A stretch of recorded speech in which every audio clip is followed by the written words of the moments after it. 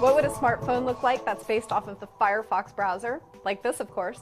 I'm Jessica Dalcourt for CNET. This is the Geeksphone Keon. This is an interesting device. We first saw it at Mobile World Congress in Spain last February. This is a developer preview version, so it's meant to go specifically for developers. They can use it as an environment to test and create applications for the very new Firefox operating system.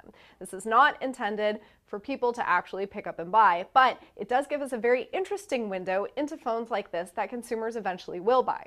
Now, the Firefox OS phones will go to emerging markets, and they're going to be very inexpensive. The operating system is meant to be extremely lightweight. Components aren't expected to get very high, so you will find a whole range of different features, but these are never meant to be very premium phones. They're for a very specific purpose, mostly affordability. One of the most notable things about the Keon is its blazing orange color, which I personally kind of like. This is a nod to Mozilla and Firefox, of course.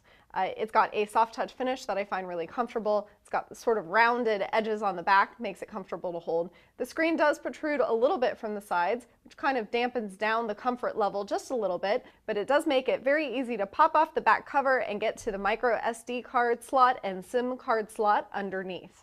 The operating system itself is sort of like a cross between Android, iOS, and Windows Phone. You've got very familiar elements like a notification shade that pulls down in front. You've got a couple different home screens. There's multitasking as well.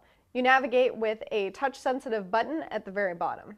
There's a camera on the back of this phone. It's 3 megapixels, also takes video. The camera app is extremely simple. That's mostly so that developers can use it to just make sure that things work. This phone really isn't intended for excellent camera quality. Navigating the phone is pretty easy. You can slide it over to the left to get to a bunch of grouped icons. This is organized by things like social, game, music, movies, weather, and TV. So it's nice that there are a lot of apps to get started. Everything is pretty much based on HTML5, so these are web apps. One problem I had is that most of them are not yet skinned and optimized for mobile. They will be in the future because, of course, this is a developer phone, but it's nice to be able to get an idea of what the apps might look like. This handset itself has some very low-end specs, again, to keep it cheap, but I do notice a lot of lagginess, so that's a problem if you've got a phone that's based off of the web. Speeds are also going to be pretty slow, 2G and 3G. There won't be any 4G support because this isn't intended for markets that really rely on 4G LTE. At this point in the game, Firefox OS is in very early development stages. We're going to be keeping an eye on that and on phones like this Keon that showcase the operating system and what it can do. It's a very interesting alternative for emerging markets.